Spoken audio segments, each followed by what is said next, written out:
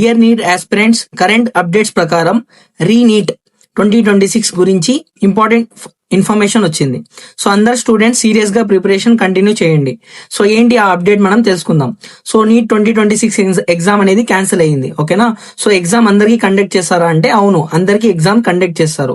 ఓకేనా. సో కొత్తగా రిజిస్ట్రేషన్ చేసుకోవాలా, సో న్యూ రిజిస్ట్రేషన్ చేసుకోవాలా అంటే సో నో న్యూ రిజిస్ట్రేషన్ అనేది రిక్వైర్డ్ ఉండదు. ఓకేనా. కొత్తగా మనం రిజిస్ట్రేషన్ చేసుకోవాల్సిన అవసరం లేదు. సో మనం ఏదైతే అడ్మిట్ కార్డ్ మనకి వచ్చిందో అదే అడ్మిట్ కార్డు సో కొత్తగా ఇస్తారు. ఓకేనా.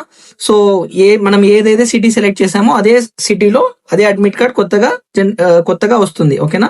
సో సిలబస్ సేమ్ గా ఉంటుందా అంటే సేమ్, సిలబస్ మాత్రం same as NEET 2026, no change in the syllabus అన్నమాట. సో ఎప్పుడు ఉండొచ్చు ఈ రీనీట్ ఎగ్జామ్ అనేది?